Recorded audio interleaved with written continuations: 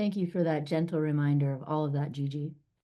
It is my pleasure to introduce you right now, our speaker today, Maureen Muldoon. Maureen is the founder and spiritual director for Speakeasy, as well as an international speaker, writer, storyteller, and songbird who believes in the miraculous power of storytelling for healing and transformation, among many other things. Her bio and ways to connect with her will be in the chat. So here we go. Maureen, pass to you. Thanks, Shannon. Thanks, everybody. And thanks for the reminder that it's May. It's May. We had May 1st, which was the anniversary of my mother's passing. And it's also Beltane, which means, the Irish celebration of new beginnings. And that's kind of cool because today, good morning, we're coming at you with the approach to a conversation on betrayals and baptisms and new beginnings. And beginnings and baptisms are an interesting concept to connect with betrayal.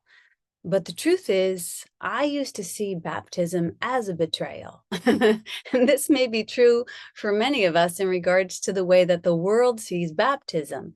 In fact, it can sometimes be our first betrayal because as the world sees it, it's a ritual that's supposed to wash away original sin.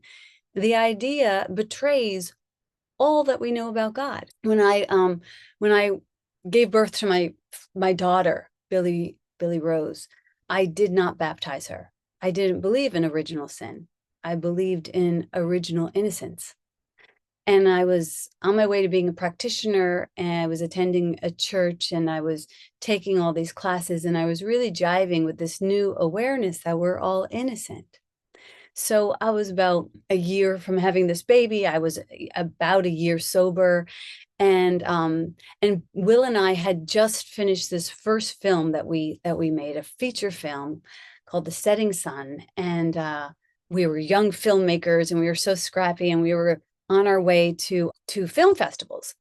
And we had this new baby, and she was 13 days old, and we were totally gobsmacked with this, just her moxie, her spirit, her beauty, her brilliance. We were just so in awe of her. Like we used to just stare at her. So we flew off with this little 13-day-old baby to the Boston Film Festival. And my sister, Joan, and my father made the trip from New Jersey. They drove up to see her for the first time and to see us. And my dad entered the hotel room, and he picked up my new baby girl, and he headed right to the bathroom. And I said to my sister, Joan, what is he doing? And she said, he's going to baptize her in the sink. I was like, what?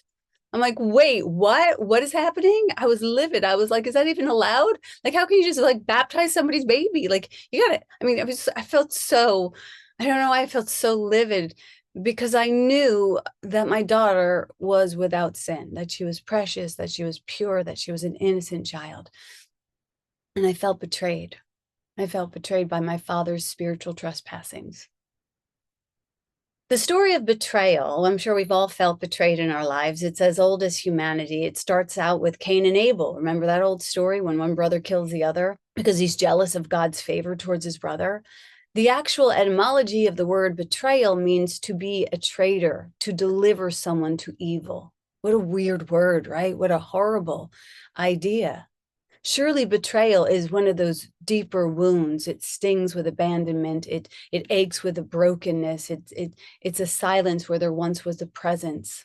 And it's most certainly a classroom. And it's not a classroom that many of us skip.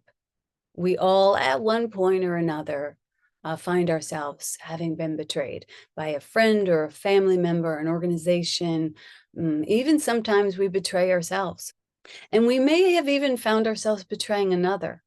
This classroom of betrayal is, like I said, it's not for the meek, and it's not to be rushed past. It calls us into this stillness, this breath, because it leaves us sometimes breathless. And we're called to just be in it so that it can do its holy work. And slowly we might see that the economy of grace can be a transformative elixir that makes this betrayal actually a sacred turning point, a place of new beginnings, angelic alchemies, transforming heartbreak into homecomings, a threshold of new birth. Maybe this happened when you experienced your own betrayals. Something very beautiful was birthed and born after that. It's so ancient, this story of betrayal, but then so is also the story of resurrection, the story of redemption. And this is the perfect time, like I was saying, it's May, it's a perfect time to venture into this conversation, because we'll see 1,000 betrayals in nature, 1,000 betrayals in spring, and then we will see 1,000,000 redemptions. The seed betrays the little shell that it's carried in. It just casts off the shell with no regard. And the little chick betrays the egg. It just bursts out of its first beautiful home, its first embrace that held it in such love and such loyalty, and it just destroys it. And yet, this is a cycle of life, creation and then destruction and then reformation and then resurrection, and on and on and on she goes. And we live in the sands of time. It's a very shifty place. And if we get attached to any of it, if we get attached to the shell in any way, shape, or form, we are doomed to dance with pain. That's the math. Because everything here has an expiration date on it. If it can die, it will die. In A Course in Miracles, we're told that only what is real cannot be threatened. And what is that? That's love. And love takes all forms and then is also formless. And what is unreal does not exist. And what is unreal? Everything, all form is just, it's due to change. The baby will grow up. The father will die. These are the forms that we have to stay unattached to. And so we accept this swirl of creation and deterioration and reformation and resurrection.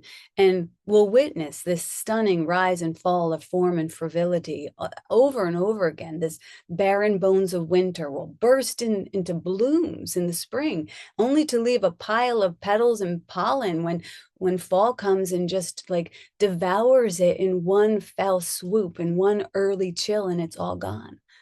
Everything always ever singing the gospel of let go, let go, let go, let go, let go. And yet the flowers, they don't feel betrayed by the fall chill. They've agreed to playing their part, and so have we. They've agreed to playing their part, in their one act in this 4-act play of winter, spring, summer, and fall. And so the blooms, does best by just surrendering into the harmony of not holding on. In The Artist's Way, Julia Cameron speaks about this. She says, in nature's world, every loss has meaning.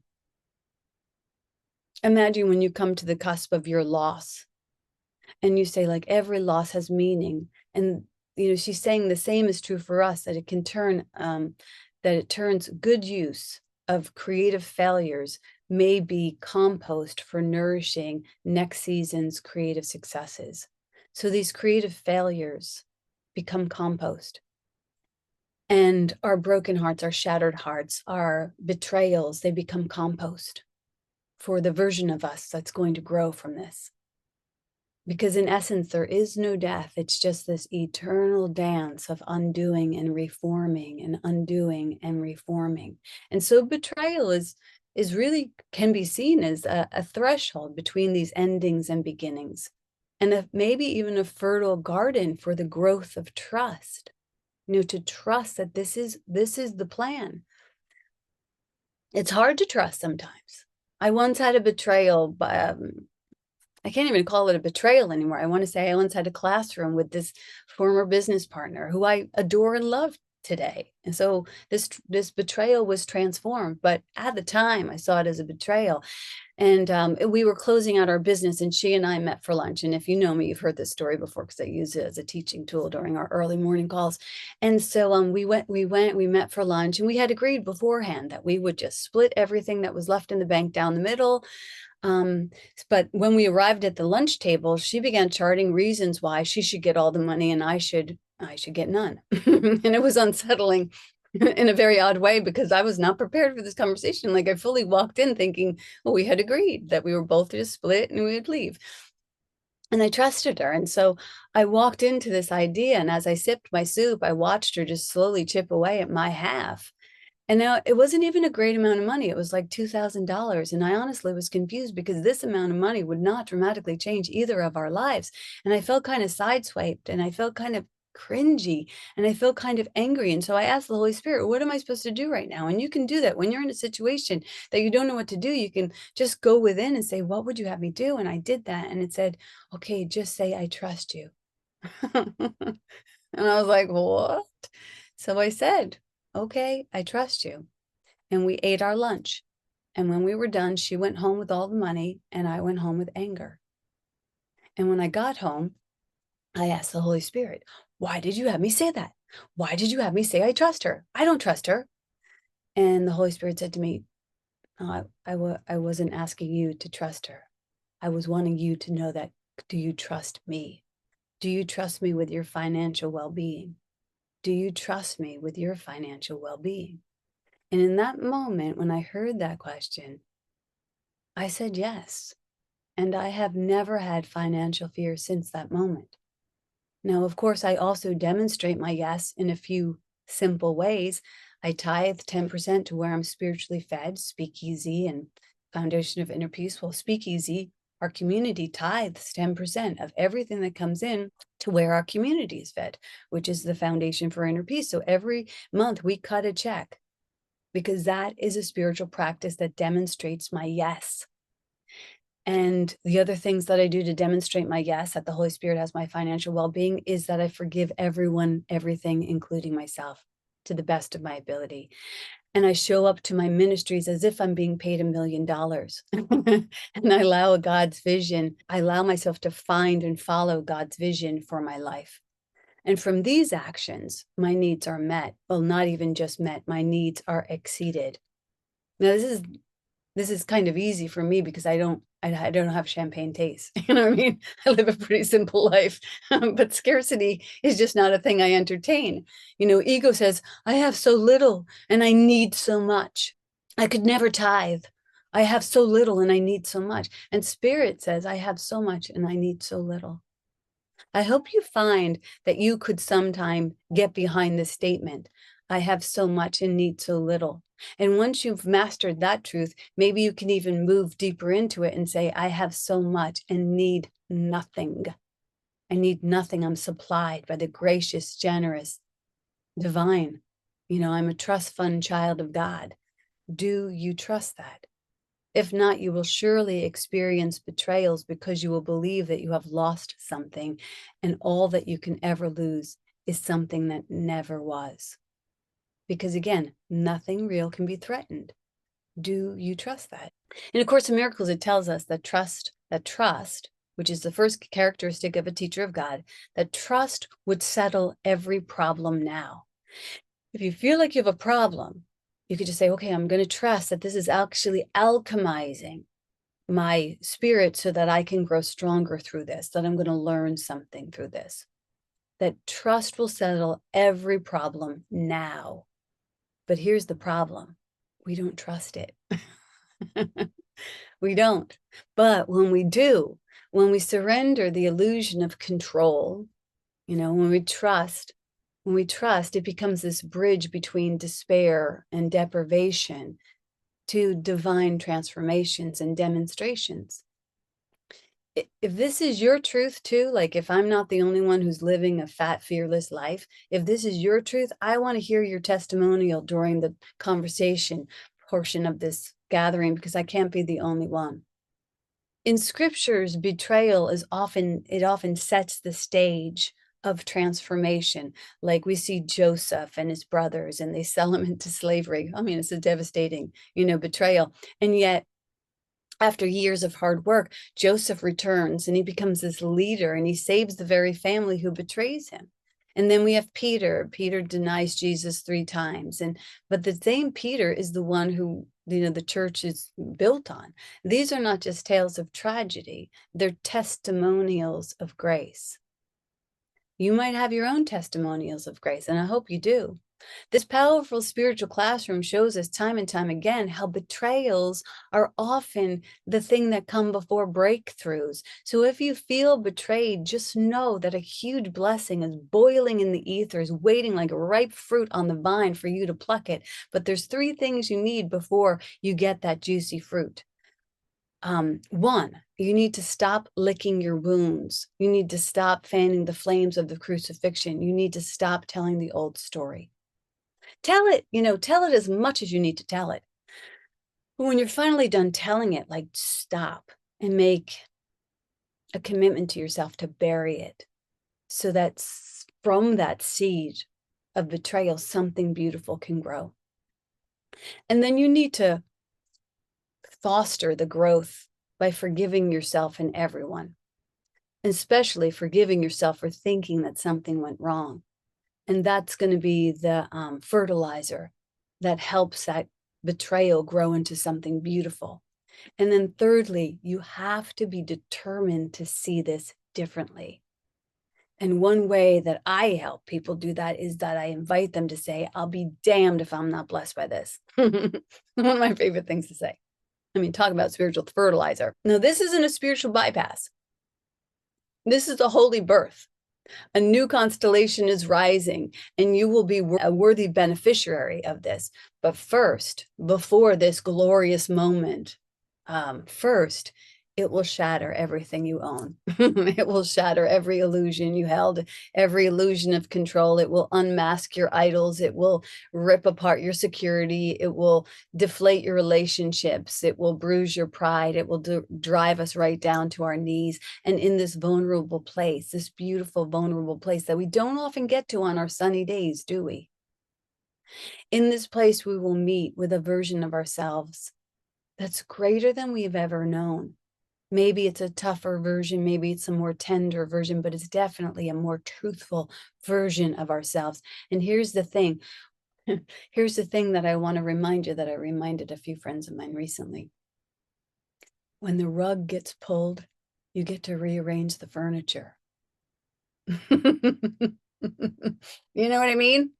When everything is cleared, when your betrayals level you, when you've been emptied, you get to reinvent yourself.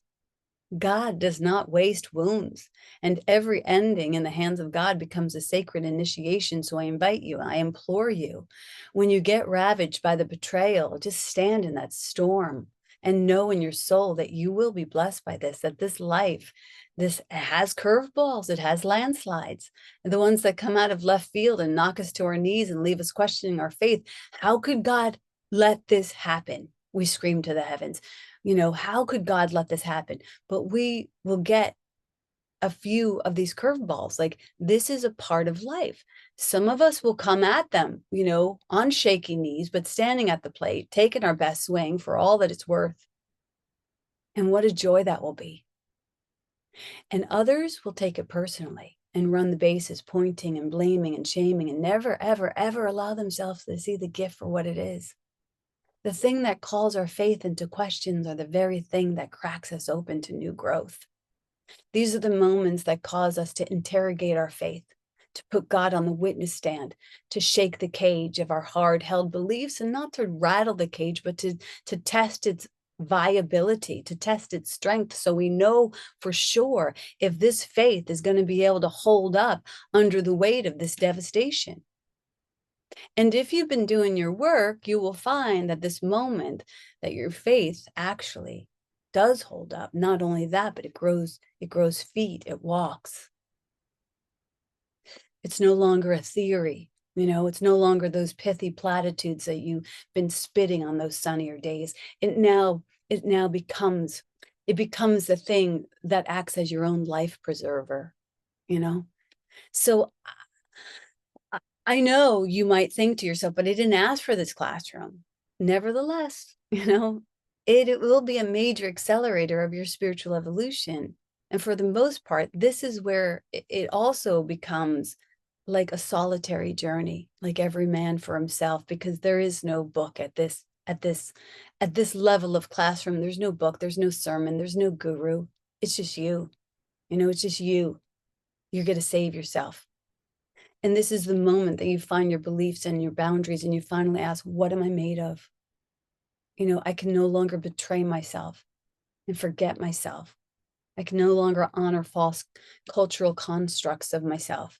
I have to return to myself so that I can really honor what I actually know to be true.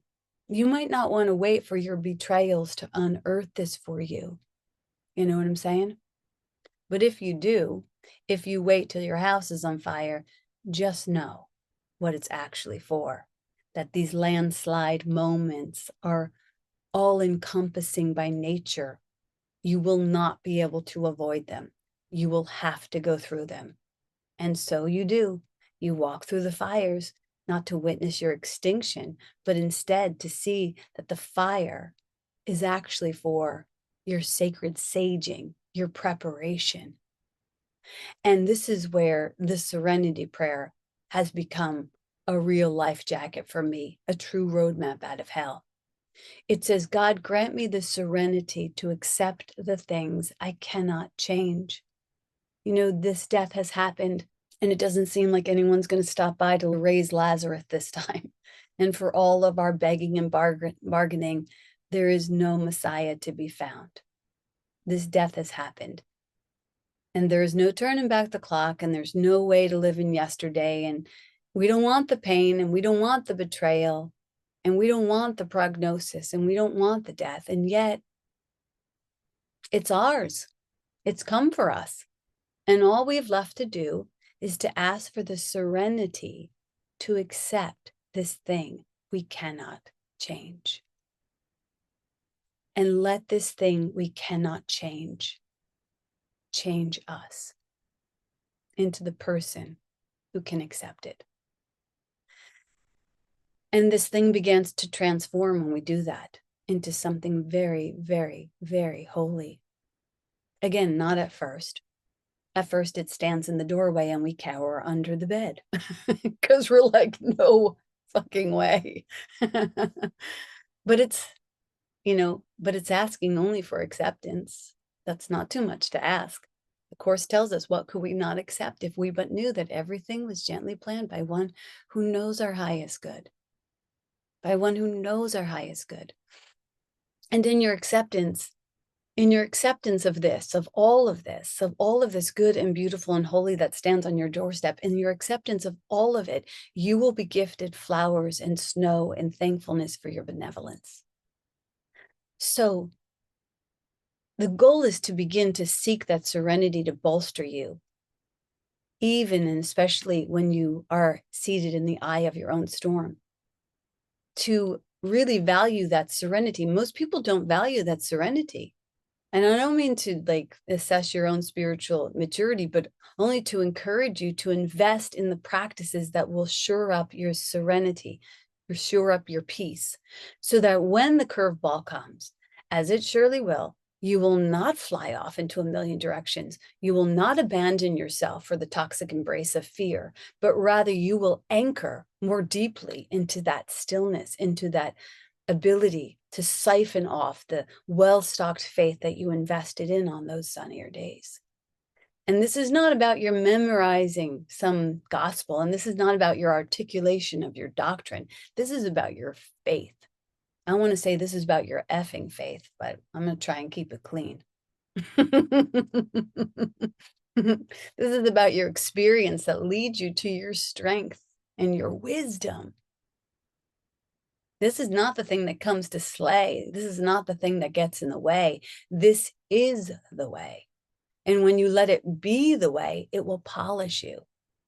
It will polish you. Like Jesus, let his crucifixion be the way.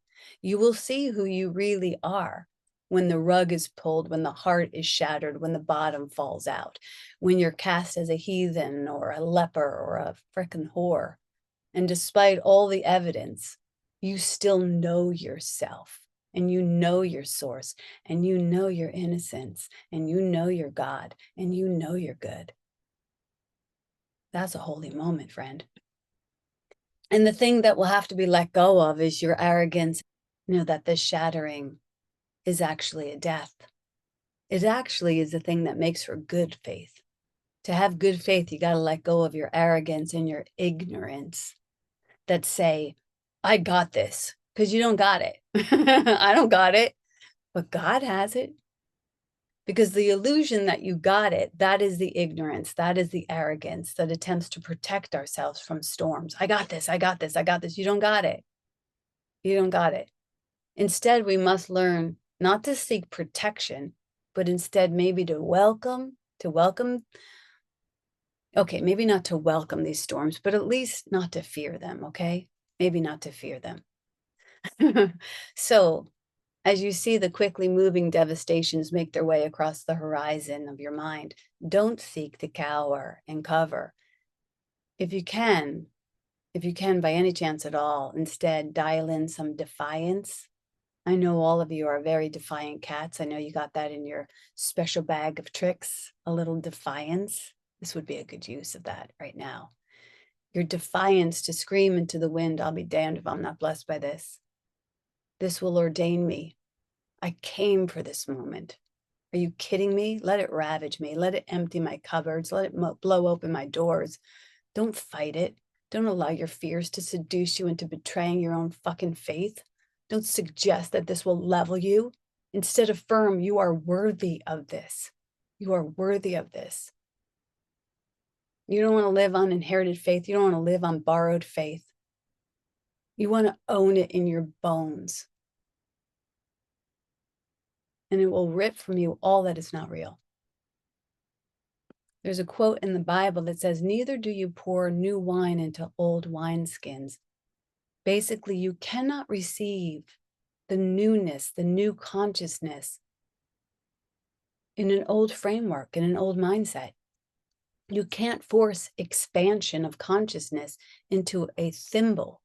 You have to let all of that go. And sometimes you might burn away all the old to make space for the new, and sometimes it will be burned from you. But do you allow yourself to fear that?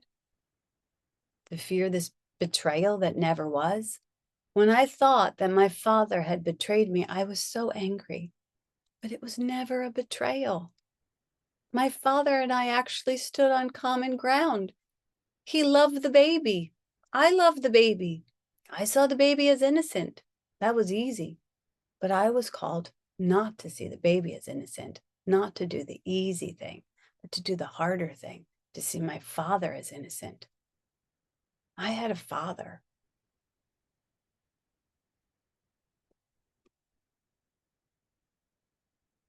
I had a great father who was willing to make a pilgrimage to come and see his granddaughter and bless her with water. That's actually what happened. This is a baptism. You're being washed of all your false ideas, of all your limited beliefs. You're being relieved of all your small faith. You're being prepared to meet and embody a bigger God. So let the pain of betrayal burn from you anything that's not real. And let the waters of baptism wash from you anything that's not holy. And let yourself stand in the acceptance and the serenity for that which will surely, surely bless you. And let that pour from you. And let yourself be a blessing into the world. And that's the word. Holy moly, Maureen nailed it again. Thank you. Yes, looking forward to this conversation. It was fantastic, Maureen. Thank you so much. Speak Easy is a non-for-profit virtual spiritual community, and we exist on the generosity of our community members. We thank you for playing your part and for taking the opportunity to make a donation for today's daily bread. Your generous donation helps us to bring spiritual leaders, artists, and speakers to Sunday service and keep these important conversations going. As you were spiritually fed by today's conversation, I invite you to go within, see what is yours to share. No gift is too small.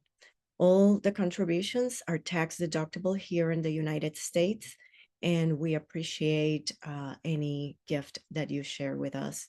For giving and receiving are one in the same. I bless all of your contributions. I know that it will be expanded at your end. The donation link will be in the chat as well as in our website, speakeasyspiritualcommunity.com. If you go to the top where it says give, you will find the link. Thank you so much. I'll get us started by saying I had a curveball right before lights, camera, action today. When there was 1 minute until showtime, I had to make a decision to use the tools I practice daily with A Course in Miracles and apply them, or run away and blame it on my anxiety.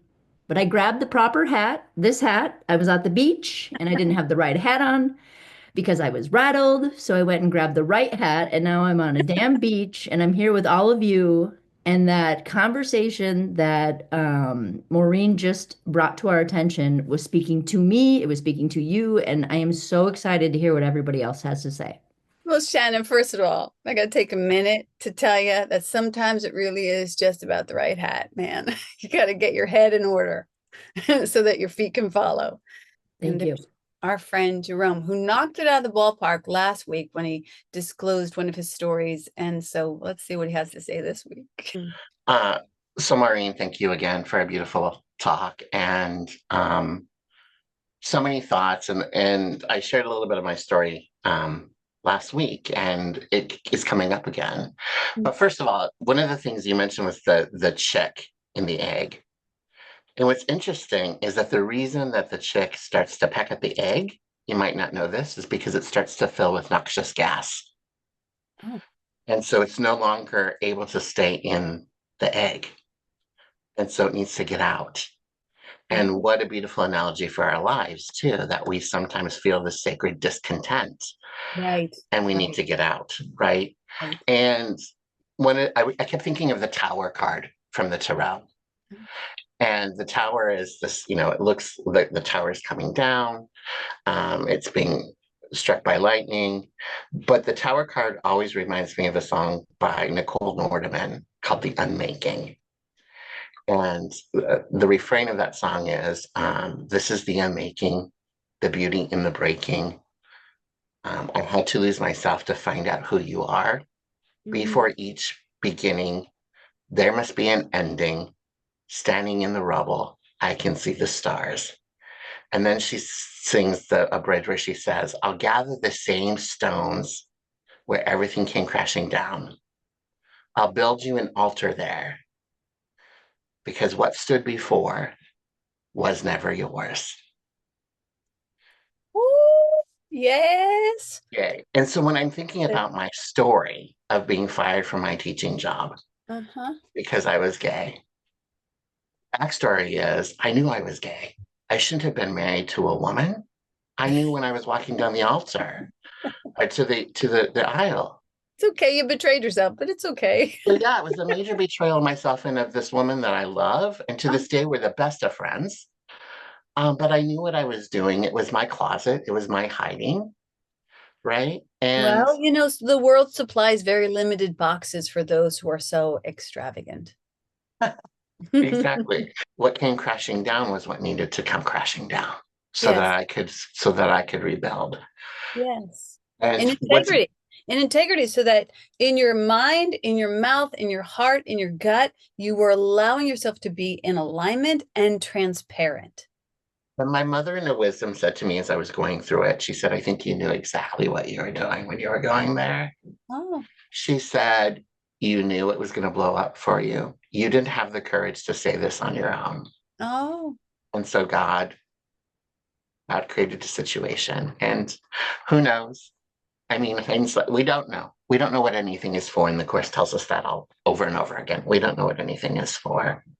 But I do know that I've been blessed immensely by that horrific time in my life. So blessed. And it's why I'm here today. It's why I'm in California. It's why I'm married to my husband. It's why I came out, all of the things. So, so we can build an altar. Yes. From the stones. And we don't lose any of the beauty of that was there. We just lose the bullshit. I love not being the only one cursing here. Thank you. Oh, it's true. We lose the bullshit, right? We lose the stuff that doesn't belong to God, but who we are we just allow ourselves to be shaken up and to be molded and changed and shifted. So thank God, you so much for this beautiful, beautiful talk. And what an important concept for us to really think about. I think we're closing with a little self-care. Speaking of self-care, Gigi Laporte, the magnificent Gigi Laporte, is going to join us to do a little self-care practice. So thanks for teeing that up without even knowing it. There you go. Oh, thank you. Thank you so much. I'm just so grateful that God showed up the way she showed up today. It's just amazing. So I invite you to go within and bring all of that with you. Your God, your Divine Mother, Holy Spirit, bring whoever you want as we go within. And I want you to just see yourself as if you're looking in a mirror. And I want you to say quietly to yourself, may you be happy. May you be free from pain and suffering. May you surrender who you are for who God would have you be. May you live in this world joyfully, gratefully, graciously. And now bring to your conscious awareness and see in your mind's eye someone you love unconditionally. And say to them, may you be happy. May you be free from pain and suffering. May you surrender who you are for who God would have you be. May you live in this world joyfully, gratefully, graciously. Now bring to your conscious awareness and see in your mind's eye someone you need to forgive.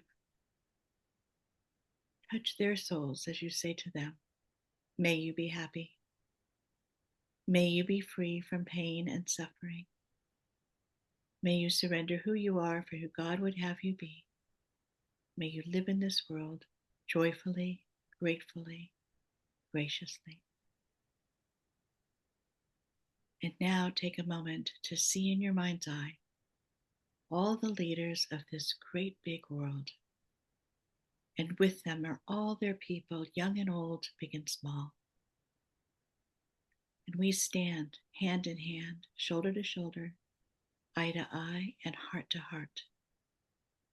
We look all around us as we say to one another, touching each other's souls, may you be happy. May you be free from pain and suffering.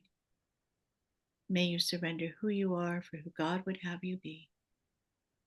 May you live in this world joyfully, gratefully, graciously. And thank you. Thank you, Gigi. Oh, I love your hair too. It's so cute. Thank you, everybody, for choosing to show up this Sunday and spending some time with us. I hope that we see more of you at our weekly gatherings. We have A Course in Miracles, yoga, this service, so many other things we mentioned. Thank you, thank you, thank you, and have a great Sunday. Thank you. Thank you. You're a rock star. Yeah, thank everybody. We'll be back next week with more good conversations, and we hope to see you during the week at some of our other gatherings. God bless. Bye.